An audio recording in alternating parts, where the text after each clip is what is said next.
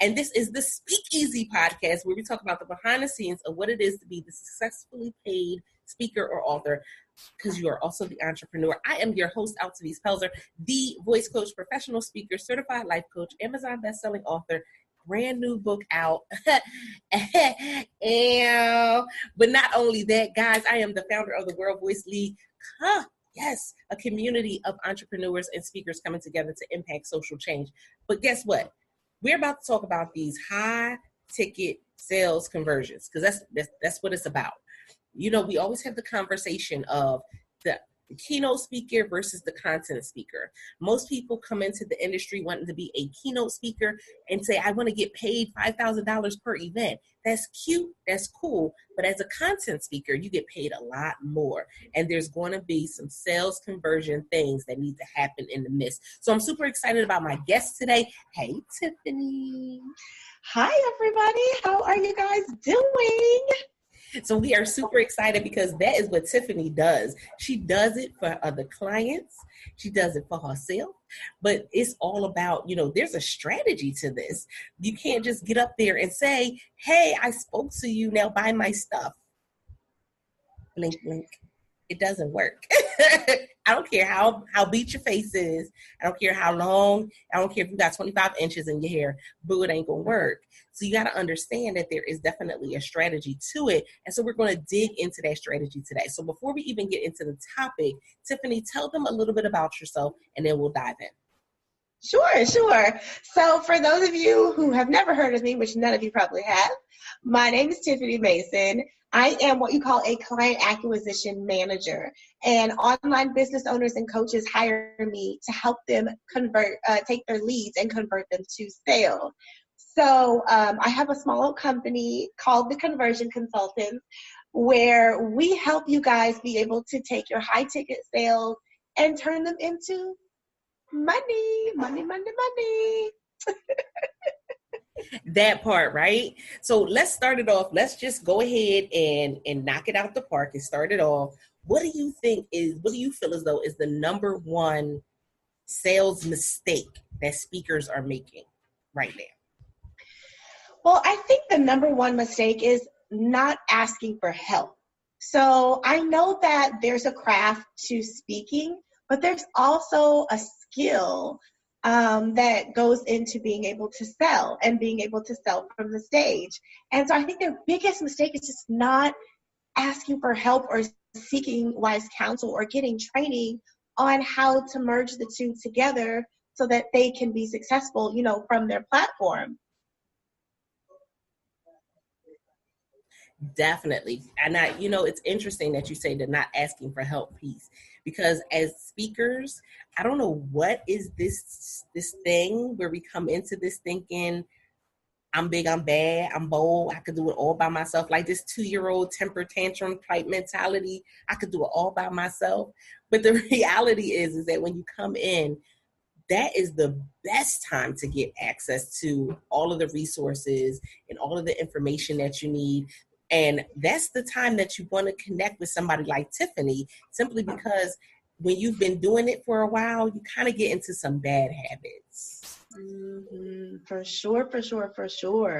I mean, probably some of the worst habit that I've seen is that they get up there and they don't even ask for the business. So they have like the most like impactful speech you've ever heard, right?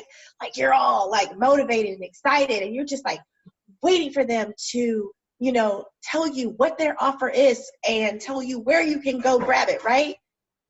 But it falls flat.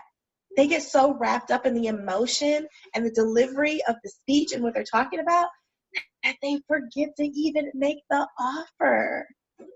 And it's just so unfortunate because they're leaving lots of money on the table. It's so sad. And you know what? I have to go ahead and put it out there. I have gotten that break several times because I was that person that was coming in and motivating the crowd and uplifting the crowd and not leaving with not one lead, not leaving with not one sale. And it's interesting because me as the introvert, I'm not the one that wants to be walking all around the room. Mm-hmm. And saying, hey, my name is such and such. I have this book here. Would you like to buy it? It's $25. I'm not that girl. So I would see other people walking around the room as an author who would be like, oh, okay, yeah, and I have my book and it's $10 and it's $20 and here's my PayPal, here's my Stripe. Here, listen, nowadays it's even, here's my Cash App. Oh, wow. Now at this point, it's even, here's my Cash App. No tea, no shade. That's, you do what works best for you. But I felt, I guess there was like this, I don't know, I felt ashamed to ask, like, I just gave you this information, like as if I didn't serve you. As if I didn't give you something that was good. It was almost like this fear of asking for the sale.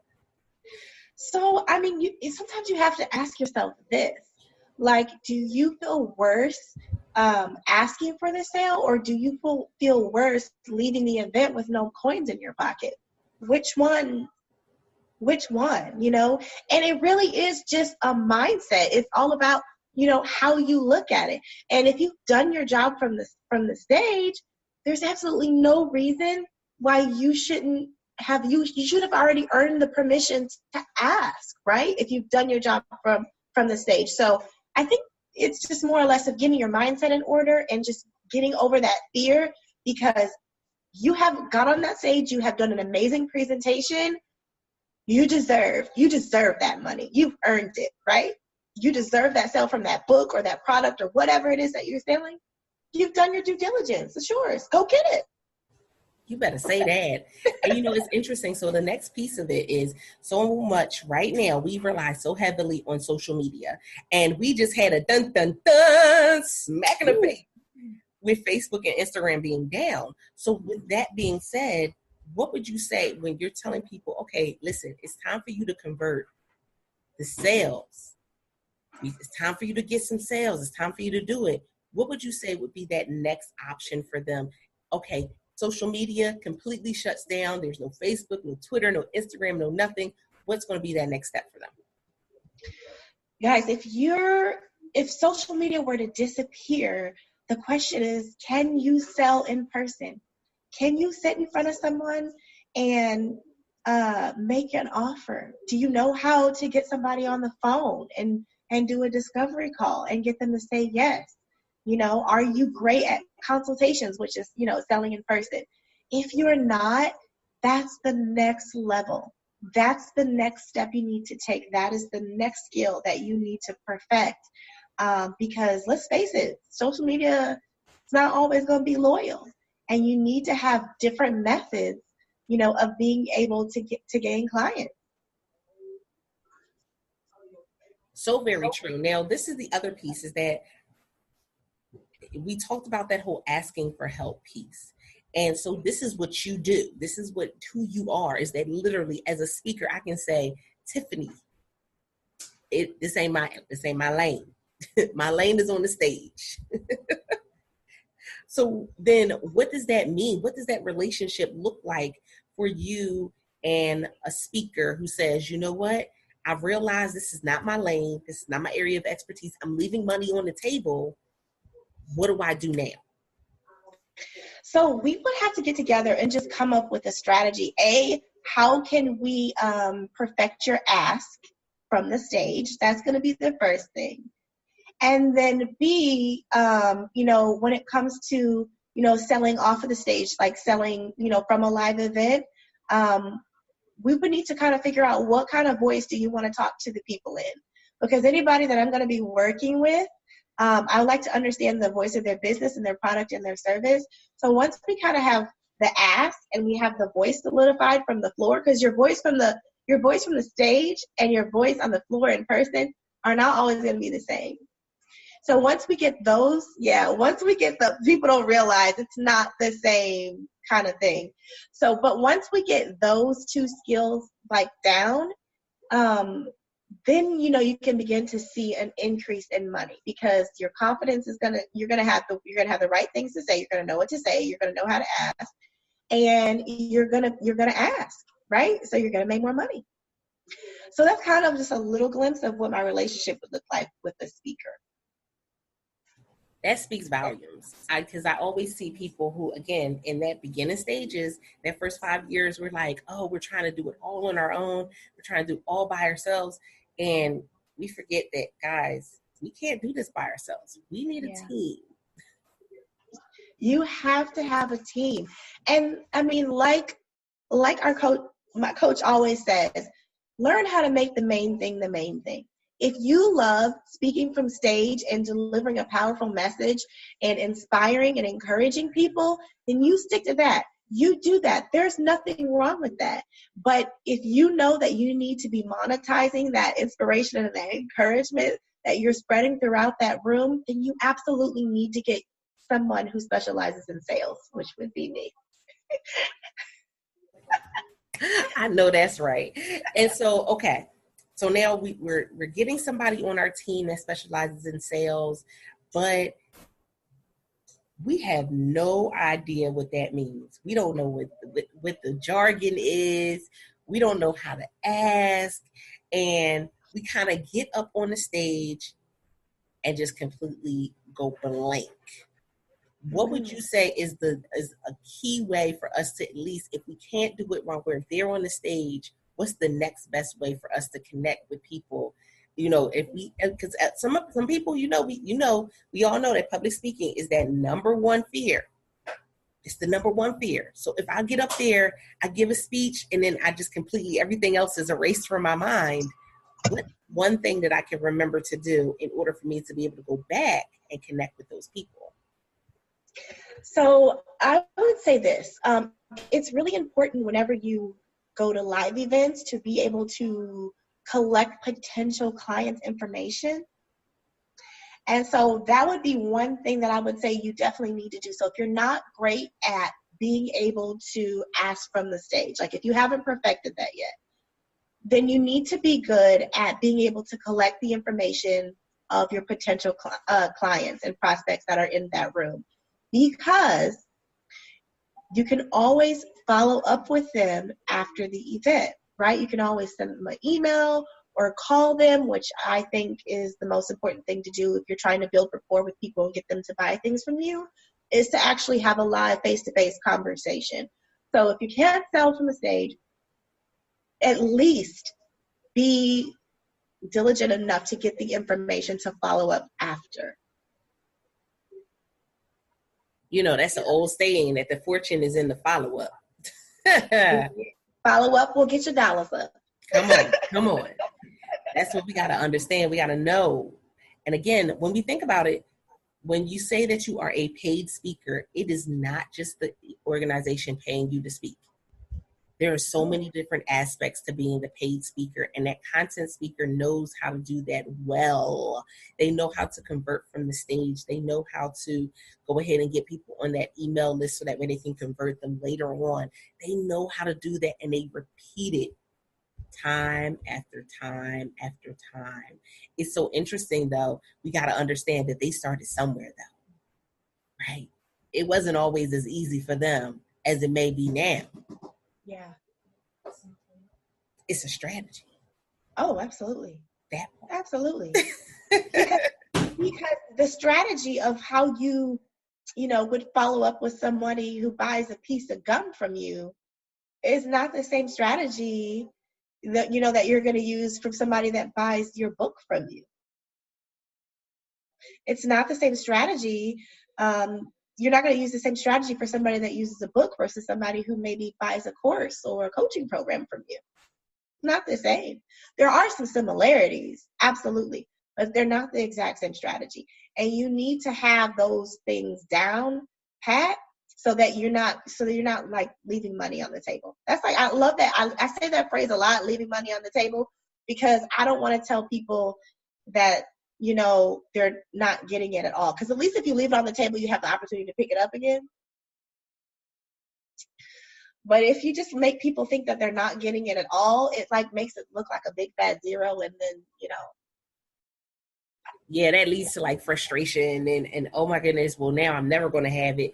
No, yeah. I love that idea that I can go back and pick it up. It may not be as easy to go back and pick it up sometimes, but you can go back and pick it up. Like True pick story. up the pieces. Hey, the people. Oh, I don't know why that just jumped into my head. Anyway, I'm back. With that being said, okay, so we talked about the number one mistake that we see speakers making when it comes to sales conversion. What do you often hear when you have that conversation with a speaker and say, listen, these are the things that you need to do. This is the next step. What is the one rebuttal that you often hear from people that, you're like, we laid it out, here's the strategy, and they say, but I'm scared.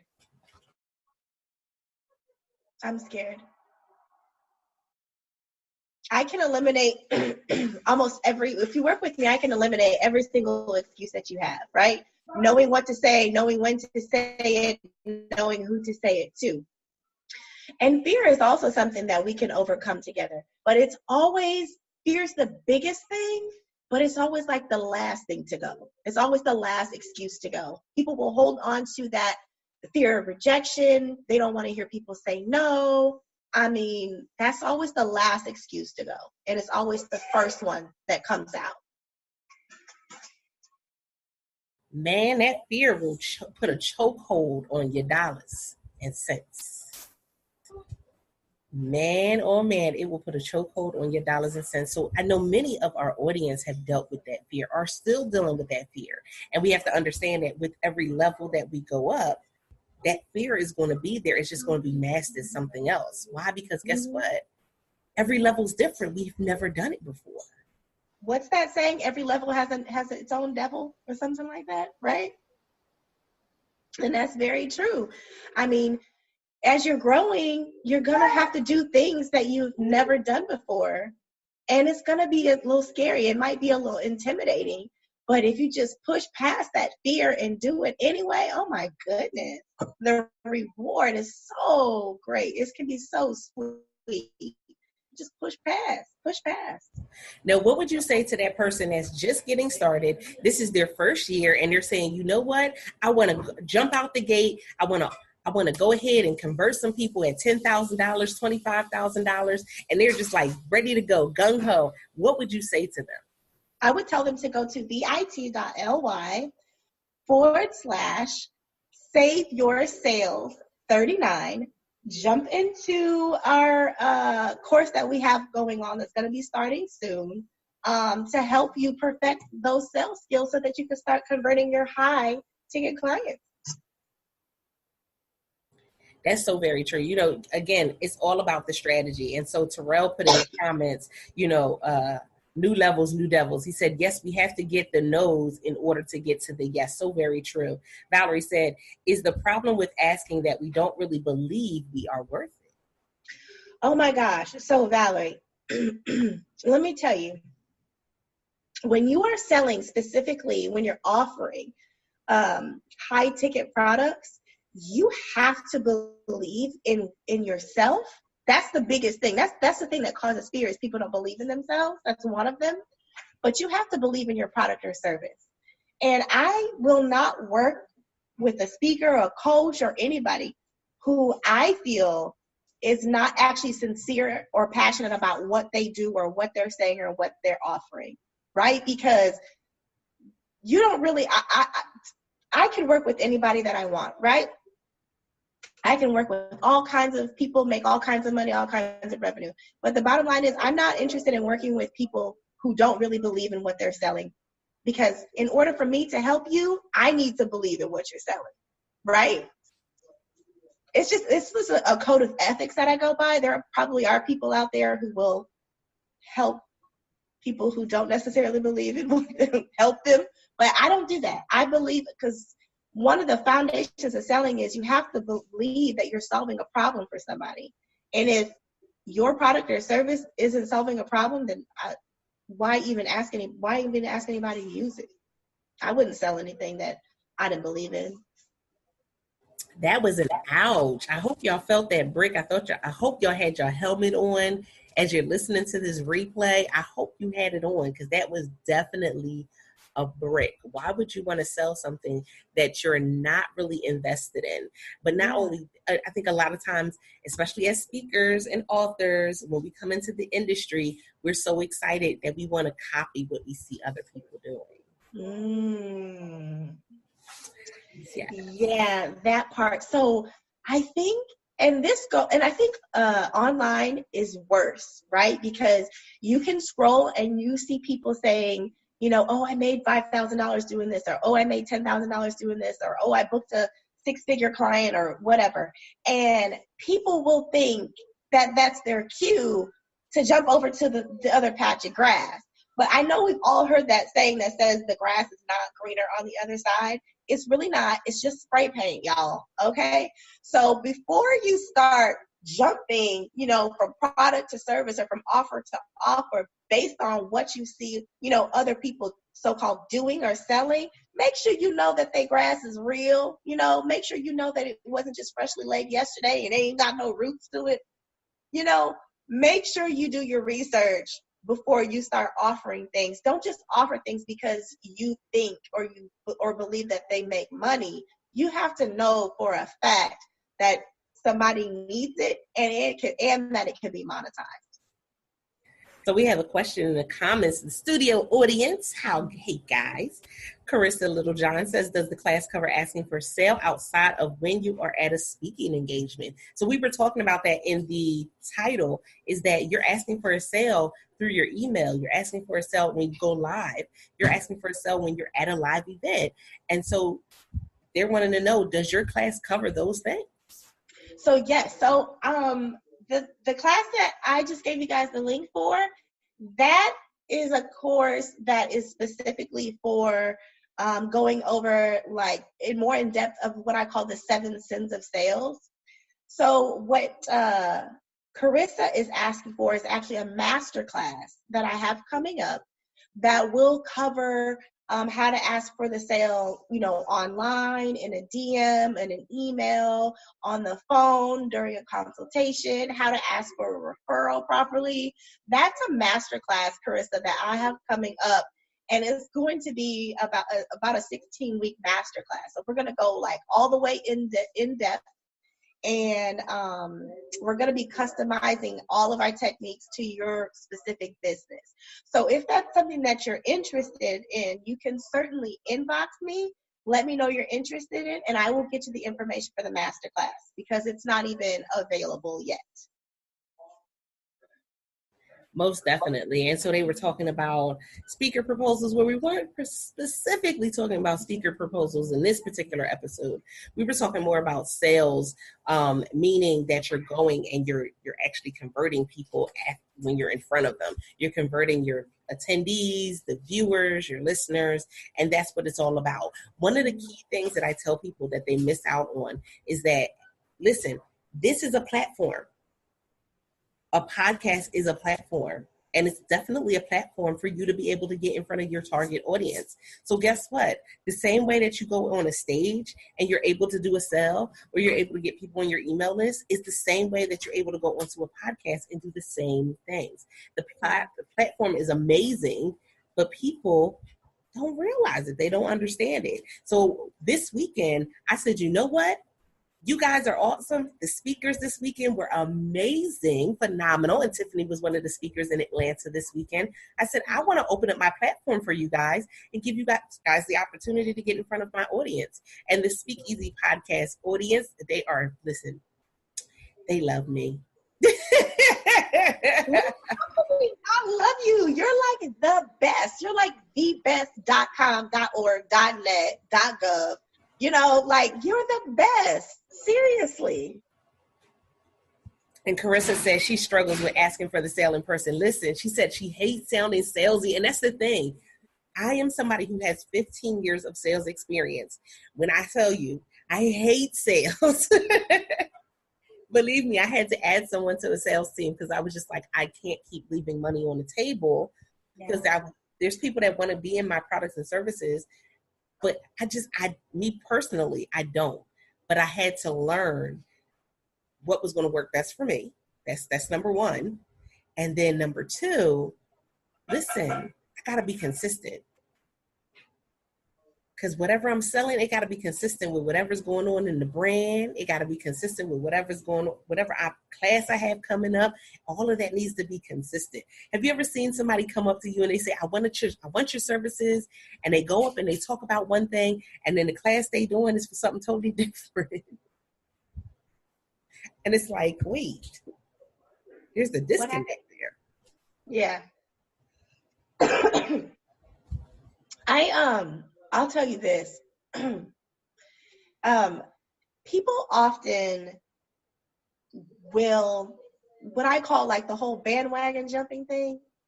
So they go from one thing to the next. They go from yellow to pink to blue to tomorrow I like black. And then, the day after that, I'm probably going to like red or something. Like, people jump around and they're very fickle, right?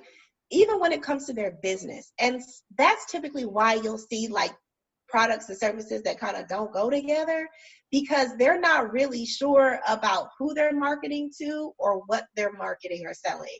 So whenever you see that, that's kind of like a sign that maybe there may be some things that are not all the way, lined up within their business.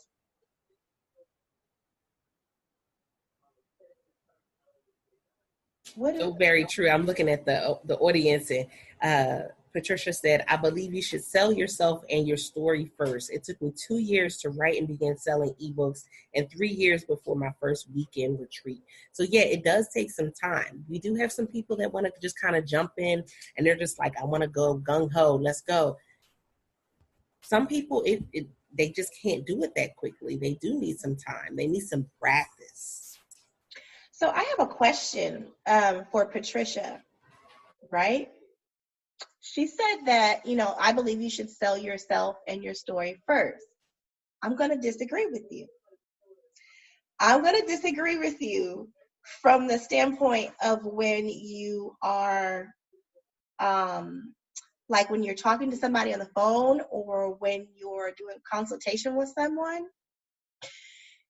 And this is my free 99, right? The last thing you want to do is talk about you. And that is the number one mistake that people make.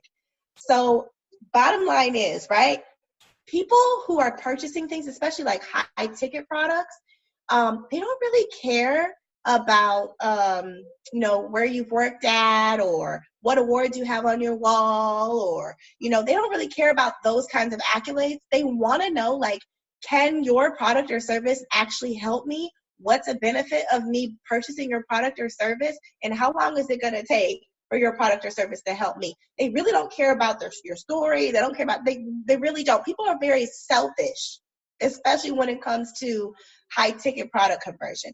So I just wanted to say that to Patricia. That's not a break, Alto V's. I was just kind of like, giving her some tips. No, and it's true. There are some things that have to shift. And when it depends on what level you're at. So when you're selling somebody $100 product, no, let's go even lower. When you're selling somebody a $5 product, it's going to be a different conversation than when you're selling them a $50 product, a $500 product, a $5,000 product. Now, when you're getting to that $50,000 range, the conversation is going to be different. It definitely is. Because I want to know what my $50,000 is going to get. But even when you spend $5, so think about it. Like, even when you buy something that's $5 for your business, the very first question is, how's this going to help me? And that's only $5, Exactly. Oh, she said this. She meant more in showing up in the consistency. Meaning okay. The know, like, and trust factor. Gotcha. I take that break, Patricia. Thank you. Yes, she said, more in that know, like, and trust factor. Definitely, you got to understand. And you know what, that speaks volumes right there, Patricia, because it's all going to be about, does your audience or the attendee, does that person clearly understand what it is that you have to offer? Right. They understand what the benefits are. Because, we love some benefits. Come on, we love benefits. Yes. Everything should have its benefits and its perks. That's really, what people buy. They love the perks. They love them. So, I would just say, being consistent is really important, especially in your messaging when you're trying to sell to someone. Like, when you find something that actually works for you, it's really important to try to keep using it to keep getting the same kind of results. So yeah, consistency in what you're saying is going to be really important. Patricia's absolutely right. That's it. And then we have Greg Walker in the building. And he said, yeah, you're always asking, what problem will your product solve and who has it helped? Definitely. They definitely want to know what results have happened in the past for other clients. It's so interesting because one of the big shifts that has happened with social media is that people will come on and talk about their change and the money that they've been able to make, but they won't really always share what their clients have been able to do. So we got to be very careful in that area. And that's why we were saying, you got to get in front of people. You got to get them on your email list. We got to find some other ways to convert them. We talked about that earlier. We got to go back to some of the old school marketing methods of connecting with people. Absolutely. Ooh, Alphabet, you said that. Go back to the old school ways of connecting with people because those are the methods that nobody's using anymore. Right? So it's not as saturated as it once was. Whereas everybody used to, call people and people's phone would ring off the hook. That's not the case anymore. Now people are all sending emails or direct messaging, right? So go for what's not being used the most. That's right. When everybody goes left, you go right. That's right. I think we should get rid of the word sale. Sale is a term we don't desire to hear. That's true. As professional speakers, we the goods, we are the life. The goods we have are life-changing. So we don't sell, we deliver life-changing jewels and nuggets. Boom. And So Terrell, a lot of people hate the word sales. Let me tell you a true story. Can I tell a true story, Alphabet? Okay. So when I first decided to start my business, I was calling it everything under the sun, right? I would say I help people with their customer service. I help people with their follow-up. I would just call it whatever, anything but sales, right? So the problem was I couldn't find my target market by using those other words, right? So I think that from a speaker to someone who's attending your event, you probably don't need to use the word sales with them. But for me and my business, it's important that I communicate the word sales to you guys so you know what I'm talking about because you're the business owner. So when it's business to business, I think, sales is the appropriate term. But when it's business to consumer, I agree with you. Being creative and thinking of another way to say it is probably really beneficial because nobody really likes the word. Most definitely. Even when you're doing B2B, you may have other entrepreneurs that don't necessarily like the word. Or let's be honest, they may not necessarily be a full-on entrepreneur. And that may be the reason they don't like the word. So if you don't like the word sales, are you trying to say that means they don't have none? It's a possibility. I'm talking about for the business to business, the entrepreneurs. That's something to think about. Is I know for me, I don't like sales because I worked in it for so long. And when you think of the retail and the corporate mentality around sales, it's really disheartening. It's really sickening. It really is. Yeah. But when I think about it, I definitely have to agree. When I think about it, when I'm standing in front of an audience, it's not sales. It's me delivering something that's going to help you. I always say it's service. I'm always service oriented. I'm service first. Now the issue came in was when I first started, that was what tripped me up because I tried to, come in as service first, service oriented, but I wasn't bringing the sales piece with it. So I wasn't doing the ask. So I was still service first and service oriented, but I wasn't bringing in that sales piece. And, that's how you end up being a brokepreneur. Yeah. I mean, you can get up there and speak on stage and people are clapping and cheering and you feel oh so amazing. You're relieved that it's over, right? The butterflies are gone. But if you don't have that sales aspect in there, if you don't know how to ask or get people to your table or to your mailing list so that you can make some money, you're not going to be so happy to be speaking for very long. You'll get burnt out real quick, right? That's the end result, is the burnout. Yeah. Is the person that said, "Oh, I'm speaking and I'm writing books," and then 6 months later, they back at a job. 6 months later, they haven't sold. They got a box of 500 books sitting in their garage, or y'all know how it used to be in the old school. Listen, got cases of books sitting in the attic, just sitting there. You can't do that. We can't live our best life like that. That's not going to work. Not really. That's not going to work out. This has been a phenomenal episode. I thank you so much, Tiffany, for coming on today. Let everybody know where they can find you at on social media and how to get in contact with you. Sure. So you guys can follow me on social media, Tiffany Mason on Facebook, or my company, The Conversion Consultants, on Facebook, Instagram, LinkedIn, Periscope, pick one. We're the same on all platforms.